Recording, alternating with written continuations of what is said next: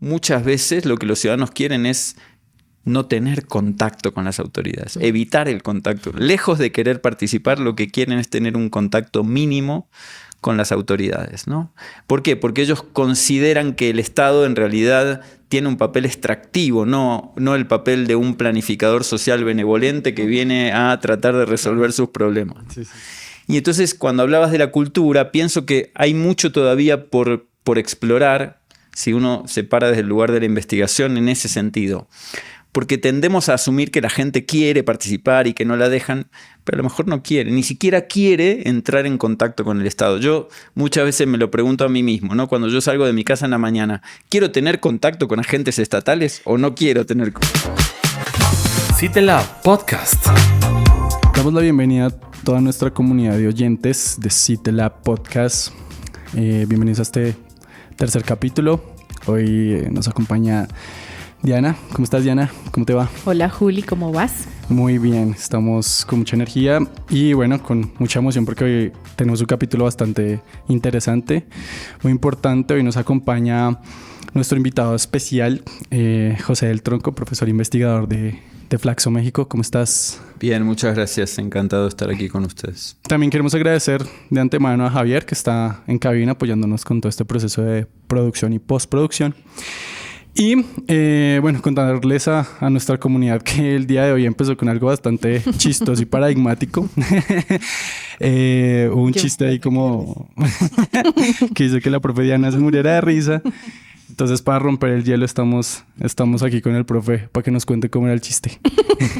Bueno, estábamos hablando de cuántos cafés tomaba cada uno y a qué hora. Y entonces el chiste es así, hay gente que cuando toma café no puede dormir, ¿no? Sí. Entonces a mí me pasa al revés. Y entonces Julián dijo, sí, a mí también, cuando en realidad tomo café para dormir, no, pero a mí me pasa al revés, cuando duermo no puedo tomar café. Y eso desató una risa de 15 minutos, literalmente. Para poder estar en el podcast. Bueno. Sí. Bueno. Pero lo que nos trae aquí a este espacio es un tema bastante importante. Uh-huh. Y es que hoy hablaremos de la gobernanza local y la participación de los ciudadanos en la construcción de estas oportunidades, también en su relación con los desafíos y los aprendizajes que tienen en cuanto a la gobernanza. Entonces, queremos hacer una primera pregunta para ti, José, y es, en un marco de descentralización política y administrativa, ¿qué rol juegan los gobiernos locales en el fortalecimiento de la democracia? Bueno, uno esperaría, tendría expectativas de que los gobiernos locales jugaran un papel muy importante en la construcción de la democracia a nivel local, entendiendo, a mí me gusta mucho una definición de Norberto Bobbio, un filósofo político italiano, que no se dedicó a estudiar la democracia a nivel local, pero él dice que la democracia es un concepto que hace referencia a la dispersión del poder, ¿no? Y uno esperaría que entonces los procesos de descentralización o incluso, digamos, de transformación administrativa que otorgaran la posibilidad de que los gobiernos locales tuvieran mayor capacidad de decisión en muchos temas, se tradujeran justamente en eso, ¿no? En una forma de dispersar el poder y por lo tanto de ampliar o de plasmar en los espacios locales, comunitarios, una democracia más vibrante, más intensa, digamos, donde la gente tuviera más oportunidades para tomar decisiones que afectaran su propia vida, ¿no? Y yo creo que en términos teóricos, digamos, hay elementos para pensar que eso puede ocurrir, pero diría que mi respuesta siempre es depende, ¿no? Depende de muchas otras condiciones para que esos procesos de descentralización realmente se terminen plasmando en una democracia local más vibrante, más efectiva.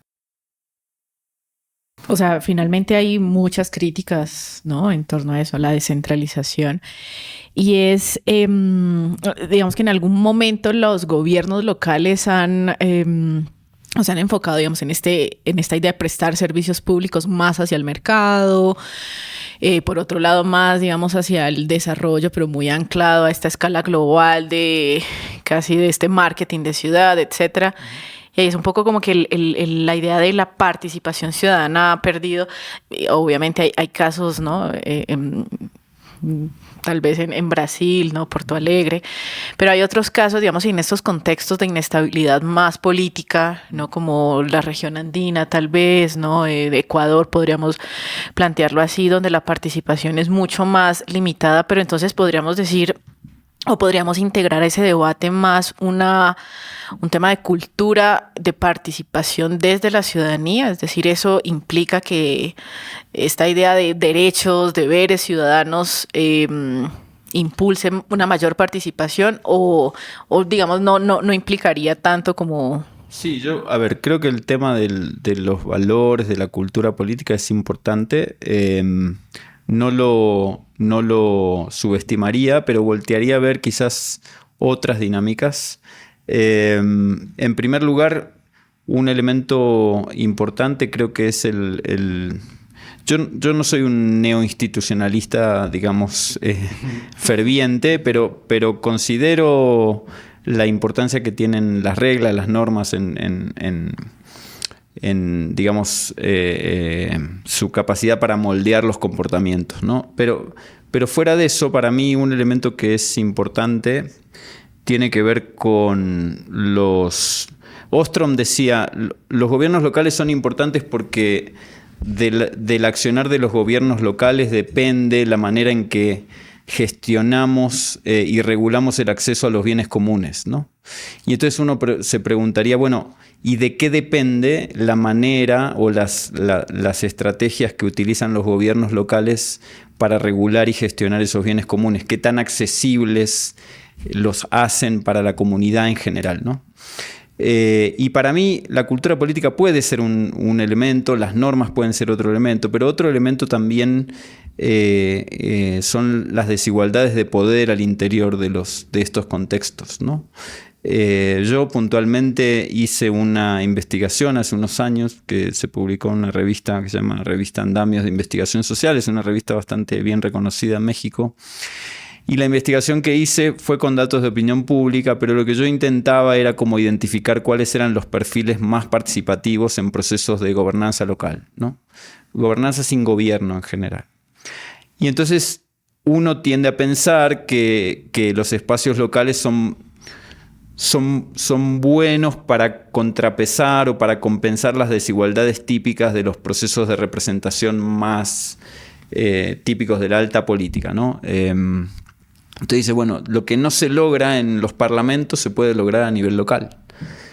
Y lo que yo por lo menos encontré es que en los espacios locales, y por lo menos en México, la gente con más compromiso, involucramiento y probabilidad de participar es gente que tiene perfiles sociodemográficos y sociopolíticos muy parecidos a los que se benefician también del sistema institucional. Dicho de otra manera, participa más quien tiene más recursos, participa más quien tiene más nivel educativo, participa más quien tiene más experiencia de vinculación con los gobiernos locales, participa más quien tiene incluso, y este para mí es un elemento clave, una visión más positiva de la democracia general cuando uno esperaría lo contrario, ¿no? Entonces yo creo que los gobiernos locales pueden ser lo que Ostrom postula siempre y cuando equilibremos la balanza de poder, ¿no? Es decir, creo que Carol Bateman dice, la participación ciudadana sirve cuando transforma el equilibrio de poder, pero cuando lo reproduce en sociedades desiguales eso no funciona. Sí, totalmente. Y yo creo que hay algo muy importante que destacar, y es que efectivamente cuando hablamos de gobiernos locales muchas veces pensamos que son nichos de poder político en donde se desarrolló este tema de clientelismo, burocracia, estas desigualdades en términos de participación. Y eso muestra de una u otra forma pues la debilidad institucional, ¿no? Entonces, ya digamos para referirnos más como a los retos, ¿cuáles crees tú que son precisamente estas implicaciones que tienen los gobiernos locales? Cuando pensamos en retos también podemos pensar en condiciones que la literatura ha demostrado que posibilitan una ampliación de la democracia local, ¿no? Digamos, un poco la hipótesis es: a mayor democracia, decisiones políticas o políticas públicas más representativas de los intereses de las mayorías, ¿no? Si uno analiza un poco la evidencia en torno a este tema, hay 3 condiciones que ayudan a que esto, digamos, a que la participación ciudadana se haga más efectiva en términos de democratizar el acceso a los bienes y servicios públicos, un poco en la clave de Ostrom. Un elemento es que los espacios de participación y los mecanismos sean formales, es decir, estén formalmente institucionalizados, sean reconocidos y existan normas que los reconozcan, que sean permanentes, que se repitan a través del tiempo. Ese es uno. El segundo punto es que estos espacios sean lo suficientemente incluyentes para que incorporen las múltiples voces que están presentes en los espacios locales. Esto no siempre es fácil y ahí creo que la cultura política es un elemento a considerar. ¿Por qué? Porque hay mucha gente, la que está menos acostumbrada a participar, cuya voz sería muy relevante, pero es gente, lo voy a decir en términos justamente de la teoría de cultura política, que es algo que yo he estudiado bastante, es gente que siente que su eficacia política es menor y por lo tanto se siente inhabilitada para participar de estos espacios, ¿no? Entonces hay como una suerte de autoselección negativa o autoexclusión que tenemos que ver la manera de resolver, ¿no? Porque esperaríamos que esta gente participara porque su voz es relevante y porque sin su voz es difícil que el espacio sea incluyente, pero es gente que decide no participar porque no se siente capaz de hacerlo, ¿no? Entonces, esto no es sencillo, pero hay que buscar la manera de incluirla. Y la tercera condición, que creo que también es relevante, muy relevante, para evitar la decepción, el desánimo y la desconfianza, es que lo discutido, lo debatido y lo decidido en estos espacios sea vinculante. Es decir, se traduzca luego en algún tipo de medida como parte de la política pública. Cuando esto no sucede, es decir, cuando los espacios son más informales, más esporádicos, cuando no toda la gente participa y cuando lo que se decide allí no es vinculante, en general lo que se genera es como una suerte de desánimo y entonces la gente ya empieza a descreer y empieza a no participar y se empieza a preocupar por sus propios problemas y por ver de qué manera los puede resolver sin necesidad de contar con el gobierno para eso, y ahí se reproduce todo lo que ya sabemos, ¿no? Las lógicas excluyentes, la captura, la participación de los actores con más capacidad, que por lo general son actores de mercado, y entonces la democracia local que habíamos romantizado y habíamos pensado que era la solución se transforma en una forma de reproducción de los mismos vicios que vemos a nivel nacional. Que justo, digamos, hemos hecho varias investigaciones también con los chicos de la maestría de estudios urbanos. Y eso es un tema común, ¿no? Es como esta participación, y yo sí me considero más neoinstitucional, pero sí esta participación informal, un poco está marcada por esa desconfianza institucional, ¿no? Es como: a mí no me interesa que el gobierno local, en este caso, haga parte de estos procesos participativos porque es una organización social, porque dañaría, digamos, esos elementos, esos lazos comunitarios, porque implicaría, digamos, un tema de más recursos donde, por supuesto, que esos lazos comunitarios empezarían como a romperse. Entonces, digamos que ahí entramos a un tema fuerte también en América Latina, dice esa desconfianza en las instituciones, en este caso en los gobiernos locales, en esos procesos participativos. Y justo ahí tocabas un tema que me parecía súper interesante, y es el tema de, entonces, eso cómo, digamos, ese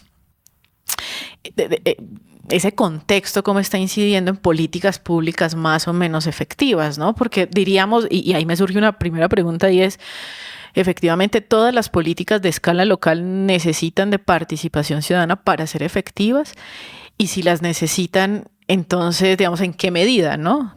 ¿cuándo podemos hablar sí de una participación ciudadana en una toma de decisiones?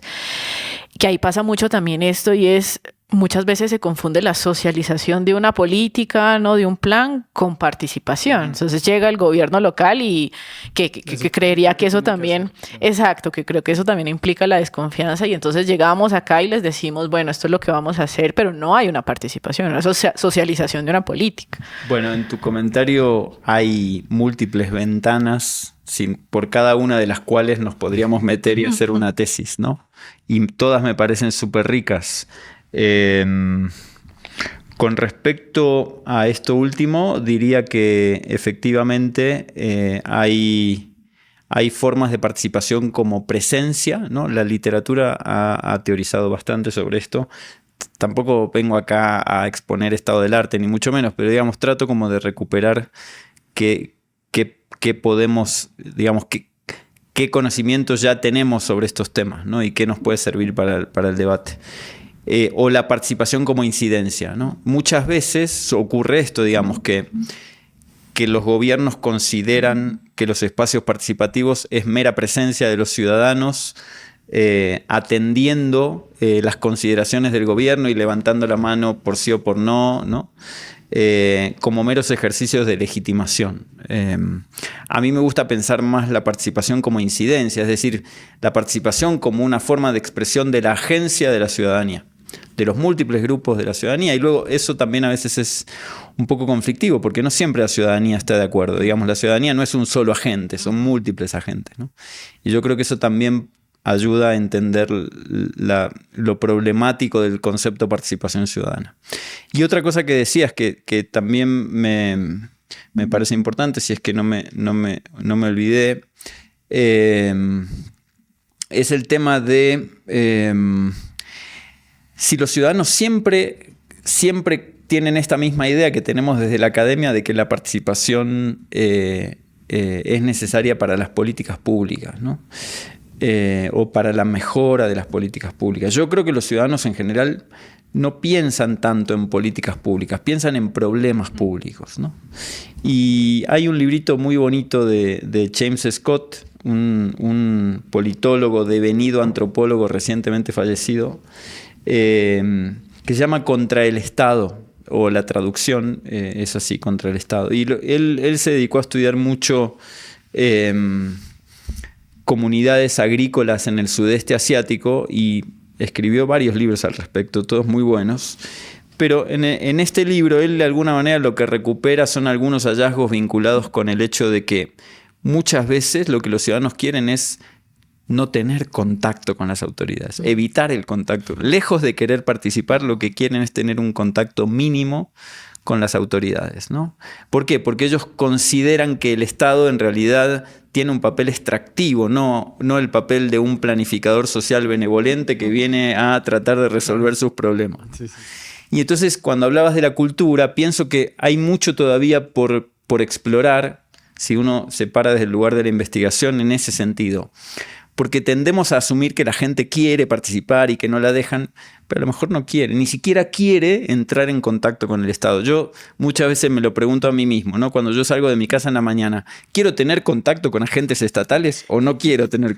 Bueno, dados los agentes estatales con los que podría tener contacto, mi respuesta es, me parece que prefiero no tener contacto, ¿no?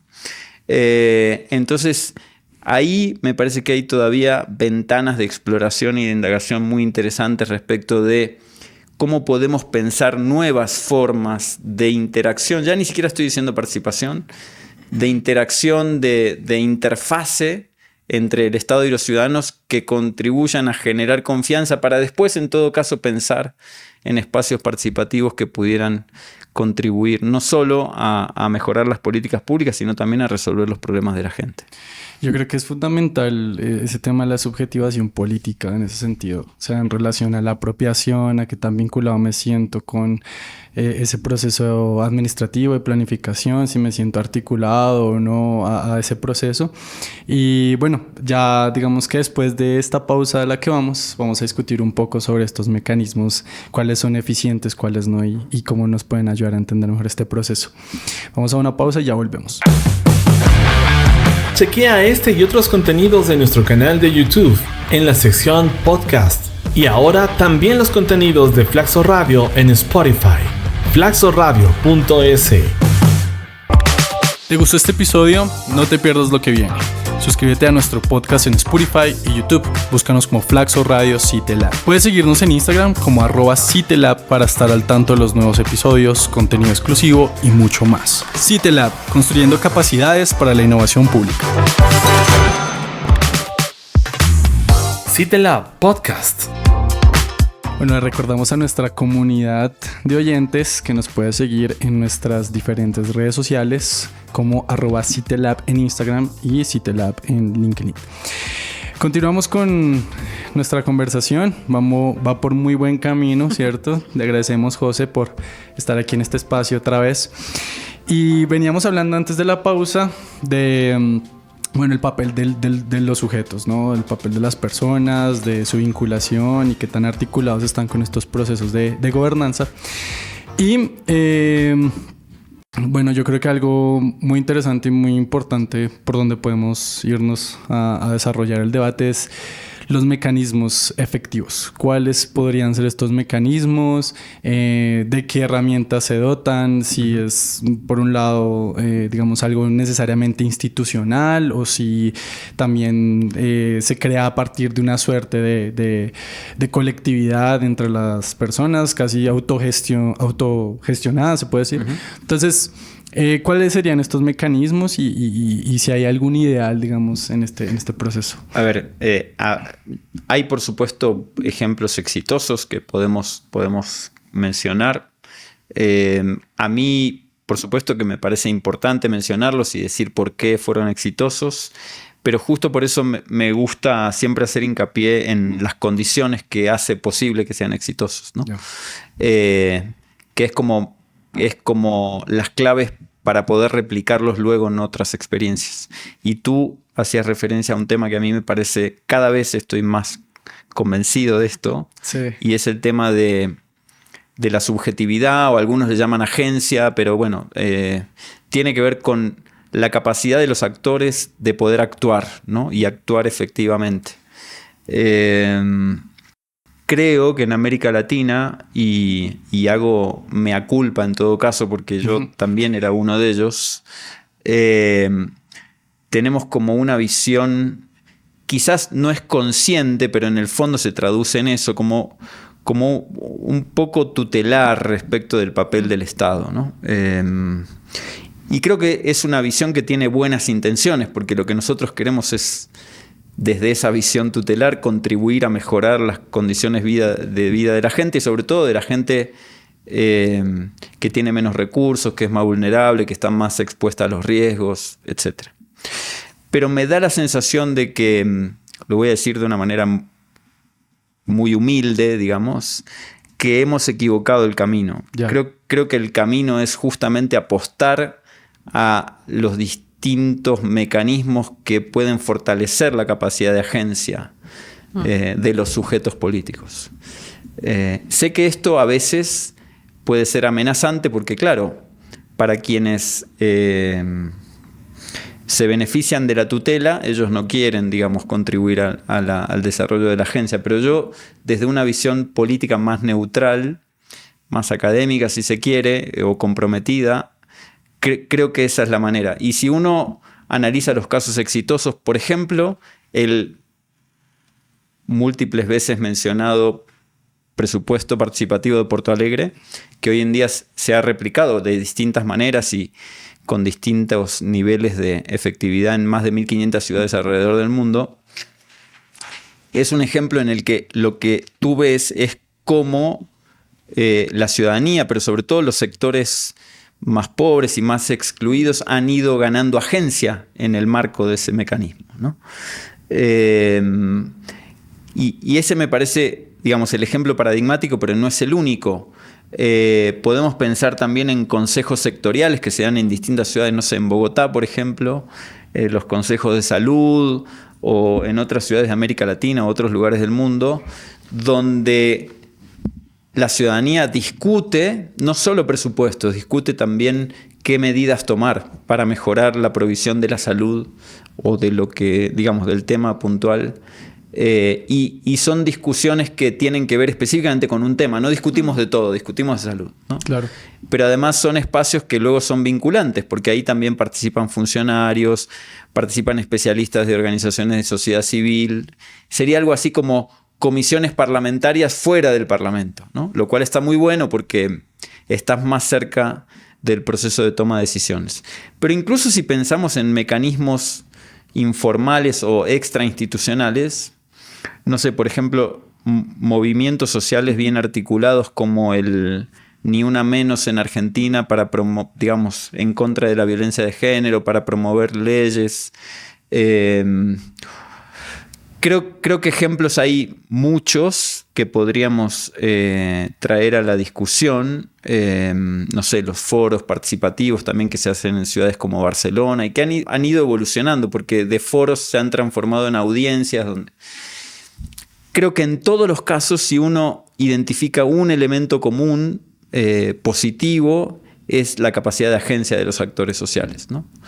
Y entonces, claro, si tratamos de relacionar la capacidad de agencia con muchos de los temas que ya hemos discutido, la cultura política, la desigualdad, los recursos, lo que vemos es que poder aumentar el nivel de agencia de los grupos sociales con menos oportunidades tiene que ver con eso, con darles la oportunidad de participar, con empoderarlos, con no estigmatizarlos, con permitirles el uso de la voz y no simplemente ejercicios de legitimación donde levanten la mano o aplaudan. Claro. Todo lo que contribuya a generar agencia me parece que es positivo y que mejora no solo los espacios participativos en sí mismos, sino también la capacidad de que esos espacios participativos no solo se reproduzcan, sino cambien de forma. Es decir, probablemente hay muchos espacios participativos que hoy en día no nos imaginamos y que pueden surgir como resultado de esta mayor agencia de los actores sociales, ¿no? Sé que, repito, puede ser amenazante desde el punto de vista del gobierno, pero si uno lo piensa desde un lugar más neutral, más desde la efectividad de las políticas, eso es algo que valdría la pena no perder de vista, ¿no? Esa condición. Pero fíjate que sí, justo también me hacías pensar en las consultas previas, ¿no? Entonces, en el contexto, por ejemplo, de la Amazonía acá en Ecuador, digamos en Colombia igual, frente a procesos extractivos y cómo, digamos, las consultas previas se convierten en ese espacio de participación. Pero creo que hay uno de los tal vez brechas o limitantes es esa forma de participación, esa agencia detrás de, ¿no? De qué es lo que yo como sociedad organizada estoy defendiendo, estoy demandando, digamos en el mejor sentido, pero que se va perdiendo un poco, ¿no? Es como yo como sociedad tengo el poder, digamos, de cambiar ciertos procesos que se dan, digamos, en estos contextos más extractivos, ¿sí? Y justo lo que nos decían, digamos, estamos en este proyecto, justo lo que nos decían es eso, ¿no? Como que la participación de esas consultas previas queda muy limitada porque, digamos, se hacen entre privados y sociedad y terminan siendo como espacios de te voy a dar una dotación de infraestructura y ya. Pero no cumplen ese objetivo de, bueno, cómo vamos a disminuir los impactos de extracción petrolera, minera, etcétera. Entonces, digamos que en ese sentido también esos procesos de participación donde el Estado, en este caso el gobierno local, no hace parte, sino es una relación directa de la sociedad con el mercado, también queda como limitada. Es como la sociedad pierde agencia en ese sentido, digamos, en esos contextos. Y para añadir, digamos, algo a la pregunta, me parece importante el tema de la agencia, no solamente por el hecho de la participación, sino del sentido de apropiación que hay con la organización y cómo se materializa en la política pública, ¿cierto? Entonces, entendiendo este proceso de desconexión, si se quiere, entre la política pública o las instituciones y la sociedad, ¿cómo se podría, digamos, bajo lo que Diana estaba citando, es esclarecer un poco este proceso? O sea, ¿cómo lo podemos entender mejor? ¿Cuáles son, digamos, esas dificultades que no deja que ese proceso se materialice de una forma eficiente. Bueno, sobre todo en los territorios, digamos, donde se dan este tipo de procesos que además viven comunidades originarias, ¿no? Yo, mientras escuchaba a Diana, decía qué mal lo que acabo de decir, porque yo, o sea, en el fondo estoy hablando a favor de crear agencia, pero ¿quién soy yo para decir que tenemos que crear agencia en ellos? Lo que tenemos que hacer es no limitar su agencia, ¿no? Exactamente. ¿Quiénes somos nosotros para darles agencia si ellos ya la tienen? Lo que tenemos que hacer es no limitarla, ¿no? Y eso es complejo porque, en primer lugar, porque el Estado, de manera presente o de manera implícita, está... Es un poco fuerte el término, pero permítanme la licencia. Está imponiendo su presencia en un lugar, digamos que... sí, en un Estado-nación soberano, en principio tiene derecho, porque el Estado, en este caso el ecuatoriano, pero cualquier otro, digamos, ¿no? Si le reconocemos el monopolio de la violencia legítima y la capacidad de generar un orden político a partir de su soberanía en un determinado territorio, también estamos aceptando que tenga esta capacidad, digamos, de intervención sobre determinados territorios que, digamos, que donde hay una presencia mayoritaria de comunidades originarias que nunca han prestado acuerdo explícito, digamos, a la existencia de ese Estado-nación, simplemente lo han tolerado, en algunos casos lo han resistido, ¿no? Y tratan de coexistir, de convivir con eso. Entonces es una discusión, no quiero hacerla fácil y decir es una discusión tan compleja que no nos permite decir nada. Lo que quiero decir es que no es sencillo, digamos, encontrar una respuesta, porque cualquier respuesta, así como cualquier actividad humana deja una huella de carbono, es decir, no hay neutralidad posible, también cualquier opinión o cualquier acción gubernamental va a tener algún impacto sobre el territorio y sobre las comunidades que viven en esos territorios.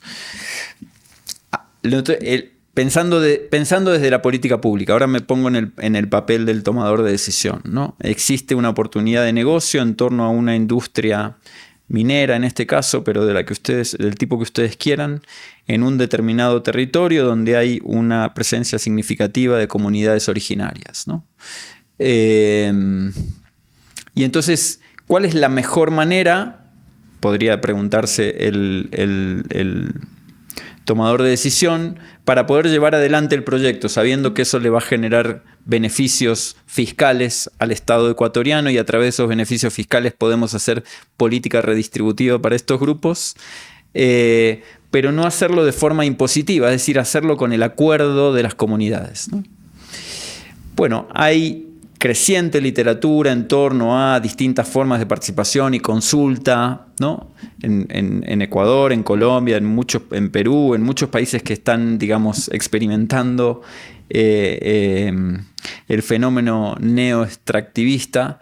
Pero la verdad es que habría que preguntarse, en primer lugar, si esas comunidades tienen intención de que eso ocurra, ¿no? Y entonces lo que hacemos es crear un mecanismo de participación muy ad hoc, pero muy desde nuestro punto de vista, para que si la gente no se opone violentamente, en realidad lo que está haciendo es prestando su acuerdo para que ese proyecto se lleve adelante. Y yo no, o sea, la verdad es que escapa un poco a mis posibilidades intelectuales, pero sobre todo materiales, ¿no? Poder establecer mejores formas de lograr un acuerdo en ese caso. Supongamos que la comunidad dice, no queremos este proyecto acá, ¿no? Debería ser suficiente como para que el proyecto no se llevara adelante. Pero si estamos como agentes estatales y en principio somos representantes del interés superior de la nación ecuatoriana, podemos, bajo nuestra libertad, pensar que el interés superior de la nación ecuatoriana es llevar adelante el proyecto. Entonces, ¿cómo salimos de ese conflicto? No sé si hay manera de salir de ese conflicto, no lo tengo claro. A lo mejor la audiencia esperaría que uno dijera, sí, miren, la mejor manera es tal, ¿no? Están pendientes pero no, a la conclusión. No me queda claro y al final va a depender de las ideas del legislador, del tomador de decisiones, ¿no? Yo creo mucho en el papel de las ideas y en el papel de las convicciones, y esas ideas y esas convicciones al final siempre van a estar sujetas a críticas, a debate, ¿no? No podemos salir de ahí. Siempre digo, las ideas son visiones particulares de la realidad con pretensión de universalidad. ¿Qué significa? Pretendemos que nuestras ideas gobiernen, ¿no?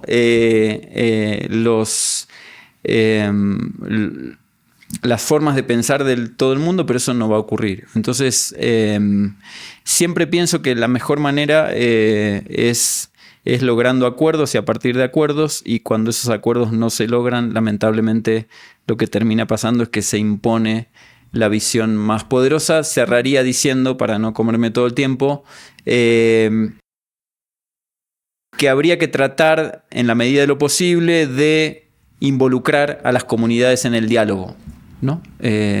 Eso sí me parece fundamental. Independientemente de lo que surja de ese diálogo, reconozcamos su agencia para poder participar en el diálogo previo a tomar la decisión de qué vamos a hacer. Y yo creo que hay, digamos, voy a complejizar un poquito más el contexto del tomador de decisión, y es cuando, digamos, esa participación tampoco es homogénea alrededor de una, ¿no? de una defensa o no, ¿no? Sí. Digamos, en el mismo ejemplo extractivo podemos tener una participación que esté planteándose si queremos, otros medio ambiente, otros lo social, otros lo económico. Entonces tenemos, digamos, el gobierno local, luego lo nacional, se está enfrentando finalmente a todos esos procesos, ¿no? Y es muy compleja la toma de decisiones cuando tú tienes, y todos tienen esa posibilidad de participación, pero no todos están planteándose lo mismo, ¿no? En un mismo territorio. Justo veíamos con Julián igual el tema de los espacios públicos, ¿no? De la resignificación del espacio público, cuando tú dices, para algunos sí es resignificación, para otros no. Entonces se vuelven espacios en disputa y se vuelven, digamos, procesos participativos en disputa entre la misma sociedad y el gobierno local entra a eso. Quizás, claro, y quizás el dilema está en cómo pasa de un mero acto de presencia simbólica en la participación, decir contamos con ustedes, a que eso sea un acto verdaderamente político. Yo creo que el reto es ese, ¿no? Estábamos hablando ahorita de la agencia, del sentido de pertenencia, de la subjetivación, pero claro, cuando entramos en materia de cómo articulamos, cómo llegamos a un consenso de lo que realmente queremos como sociedad, pues ahí está la dificultad, ¿no? Entonces yo creo que la visión debe ser precisamente crear los instrumentos, lo decía José, a través de orientaciones académicas, seguir investigando, seguir proponiendo, y también pues que la sociedad sea verdaderamente vinculada. Ese debería ser el objetivo, ¿no? Eso me parece supremamente importante. Y ahora que José lo dice, lo decía hace unos minutos, yo nunca lo había visto de esa manera, el tema del bien común, pero sobre el relato de soberanía para imponer muchas veces, ¿no? Es decir, como aquí se trata del Estado-Nación y se usa ese instrumento constitucional para decir, pues los intereses del bien común prevalecen por encima de los de esta comunidad. Entonces, bastante interesante, pero muy problemático también. Y bueno, no sé, para cerrar... Lo último que diría, escuchándolos, es algo que creo que a lo mejor no es una condición previa de estos espacios, es ex post, pero que me parece fundamental en cualquier régimen democrático y también en cualquier proceso de toma de decisiones, y que yo por lo menos lo he experimentado en mi vida personal. Es muy importante la rendición de cuentas, la responsabilidad. Asumir la responsabilidad de las decisiones que tomamos, ¿no? Porque por algo las tomamos, tenemos nuestros argumentos, tenemos nuestros motivos, y simplemente eso, asumir nuestra responsabilidad y rendir cuentas. Creo que no hay nada menos que le podamos pedir a los gobiernos. Es más, creo que muchas veces cuando uno se hace responsable incluso de sus errores, baja el nivel de tensión, baja la guardia del oponente, digamos, ¿no? Y lamentablemente ahí sí todavía hay mucho por hacer, ¿no? ¿Por qué nos cuesta rendir cuentas? Si al final es la mejor manera, digamos, de contar lo que hicimos, el por qué lo hicimos y en todo caso de sujetarnos a la sanción propia de la democracia, que es el voto en las siguientes elecciones. No hay más que eso, digamos, ¿no? No hay más castigo que ese, excepto cuando hay, no sé, algún tipo de corrupción, defraudación, y entonces nos sujetamos a otro tipo de instancias, pero lo otro es simplemente el mero juego de la democracia al que no le tenemos que tener miedo ni como ciudadanos ni como tomadores de decisión. Bueno, Efectivamente. José, muchas gracias. Y con esa excelente conclusión y reflexión terminamos este capítulo. Agradecerte de nuevo por estar aquí presente en este espacio. Dianita, nos vemos en otra ocasión. Próximo episodio. Y agradecerle a toda nuestra comunidad de oyentes que nos está escuchando en este momento. Así que esto fue CITELAB Podcast. Nos vemos en una próxima ocasión. Hasta luego. Chao. ¿Te gustó este episodio? No te pierdas lo que viene. Suscríbete a nuestro podcast en Spotify y YouTube.